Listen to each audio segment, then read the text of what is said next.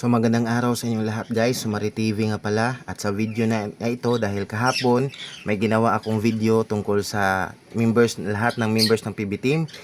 Iniisa-isa ko kung magkano yung natatanggap nilang sahod kahapon galing kay YouTube. Dahil uulitin ko guys, si YouTube nagpapadala yan ng sahod sa kanyang mga creator isang beses sa isang buwan. So ngayong Marso, nasa pizza lang yan ng guys, 20 hanggang 30. So kadalasan naman, nasa pizza ng 22 talaga. So kahapon ginawan ko ang lahat ng PB Team. Kung gusto nyong i-check kung magkano yung natatanggap ng sahod kahapon, yung mga estimated na sahod, i-check nyo lang sa aking YouTube channel. At ngayon sa video naman na ito, so syempre hindi natin makakalimutan na i-check din yung YouTube channel nila Nanay Lorna, nila Sir Onyot, at ni Ma'am Aya. No? So hindi nakakilala sa kanila, so ipakikilala ko sa inyo guys, no? So syempre si Nanay Lorna, si Ma'am Aya at si Sir Onyot. So may YouTube channel na pala si Nanay Lorna guys, no? So sila yung sumalo kay Nanay Lorna nung binitawan si Nanay Lorna ni na Sir Paul at ng PB Team. So sila yung sumalo. So may YouTube channel din sila. So i-check natin kung magkano yung natatanggap nilang sahod. So bago yan, ay subscribe nyo ang aking YouTube channel at kung pwede at i-like dahil malaking tulong na po yan sa akin. At kung gusto nyo din ng ganitong video para lagi kayong updated, so mag-subscribe kayo at mag-like. So maraming salamat, no. So magsimula na tayo. So uunahin natin dito kay ang YouTube channel ni Sir Onyot. Ayan. Ang YouTube channel pala ni Sir Onyot guys, ang pangalan is Onyot Team Vlog. Ayan. Ayan. Ang YouTube channel ni Sir Onyot guys, paalam ko lang sa inyo, may 20,000 subscribers pa lang. Ayan. At ang views, total views ng kanyang lahat ng video ay nasa 3,203,566 pa lang. Pero marami na yung videos na i-upload niya, no? 1,300 na. Pero 20,000 pa rin yung subscriber niya. So, paki-support kay Sir Onyot Team Vlog guys, no? Bali, support na din kay Nanay Lorna. So dito naman diretso na tayo dito. Ito naman yung topic natin. Ito yung estimated na sahod na natatanggap ni Sir Onyot kahapon para ngayong Marso, $300. So i-convert natin yan into Philippine peso dahil ang palitan ngayon ay kahapon sa PB Team, ang palitan kahapon is 59.796. So yun yung pagbabasihan ko, no. So 59.796. Ay sorry, 300 pala. 300 times 59.796. So ayan, ito yung estimated na sinahod ni Sir Onyot kahapon galing kay YouTube para ngayong Marso, 17,938.8 pesos. So congratulations Sir Onyot Team Vlog, no. So malaking tulong na yan sa kanila, nila Nanay Lorna, nila Sir Onyot, dahil nung nakaraan nga, share ko lang sa inyo guys, sila Sir Onyot hindi inasahan na 12,000 yung mababayaran nila. Walang sponsor ha. 12,000 yung mababayaran nila sa pagpapabunot ng ngipin ni Ninita, dahil yung ngipin ni Ninita inakala nila na isang ngipin lang ang bubunutin. So yung dentista naman yung mas nakakaalam. Pagdating nila sa dental, yun pala, tatlo yung kailangan bunutin. So no choice sila, at pagkatapos lang sila sinabihan ng nabunot na yung bayarin, ang mababayaran nila is 12,000. So ay nakala ni Sir Onyot na 1,500 lang. Kumbaga parang hindi sila nakapaghanda doon. So mabuti na lang siguro siguro yung ginawa nilang paraan. So nababayaran naman nila. So pero makikita talaga sa mukha ni Sir Onyot na nabigla talaga siya, na siyempre sa kanila, katulad ng natin itong mga taong ito, mga ultimo, katulad ko din, siyempre malaki na yung 12,000. Pero para kay Ninita, para hindi na nga ulit sumakit yung ngipin, pinakliningan pa nila. So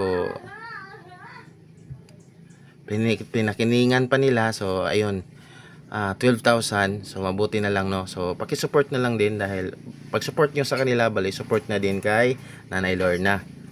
So tapos na tayo dito kay Sir Onyot. So ito yung estimated yung sahod niya. Punta naman tayo dito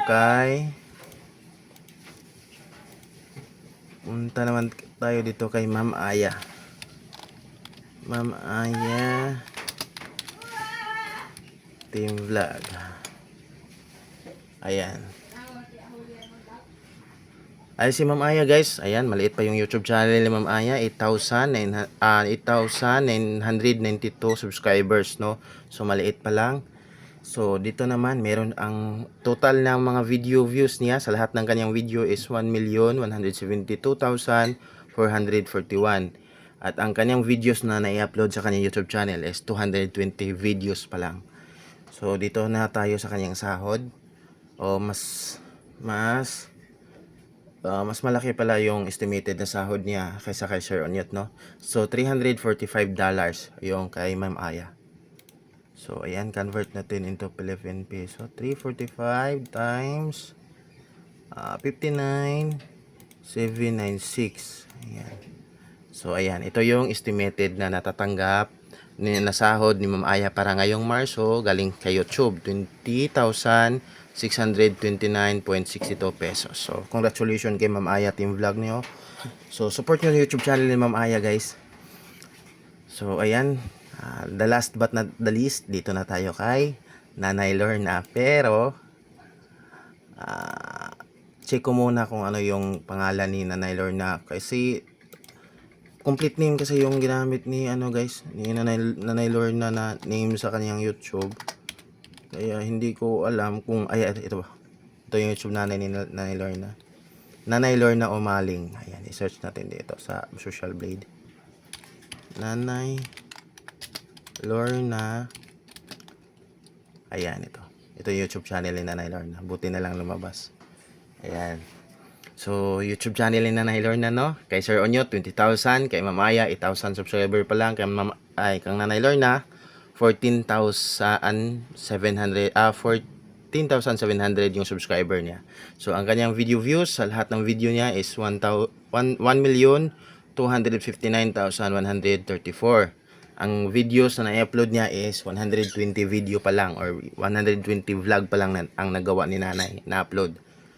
So dito si Nanay yung may mas malaking sahod sa kanila.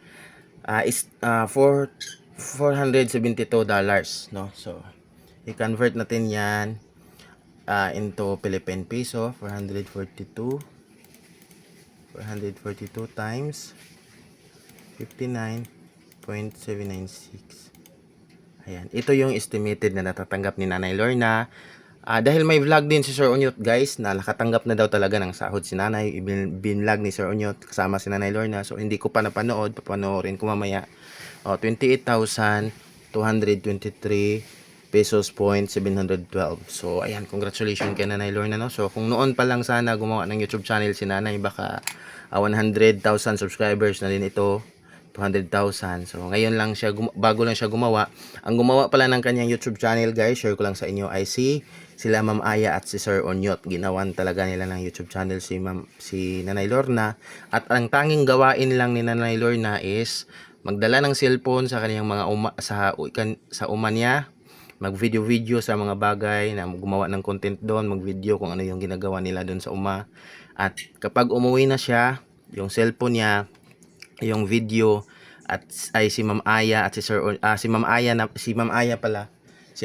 ang bahalang mag-upload or mag-edit at gumawa ng thumbnail kumbaga si Ma'am Aya yung nag-handle sa YouTube channel ni Nanay Lorna. So pinaglaanan talaga ng panahon ni Ma'am Aya dahil alam naman natin yung pagba-vlog is may pera din talaga, no? Malaking tulong, marami nang yumayaman sa pagba-vlog, no? So at salamat din kina Ma'am Aya, Sir Onyot, at syempre kay Nanay Lorna at sa mga sponsor guys, dahil noon nang binitawan si Nanay Lorna ng PB Team is nung sila na yung humawak, Sir Onyot at Ma'am Aya, is may sponsor talaga na mga bago na nagtiwala kina Sir Onyot at Ma'am Aya na tumulong kay Nanay Lorna, no? So ayun lang guys, maraming salamat. Kung i-check nyo ang kanyang YouTube channel guys.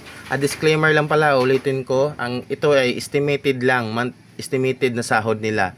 Kumbaga hindi talaga direkta ito yung totoong sahod. Kumbaga si Social Blade is in-estimate lang niya, pero yung totoong sahod sila lang yung nakakaalam at malapit lang po dito sa estimated na sahod. Malapit lang dito, hindi malayo. So ayan guys, maraming salamat sa pagpapanood. God bless sa inyong lahat.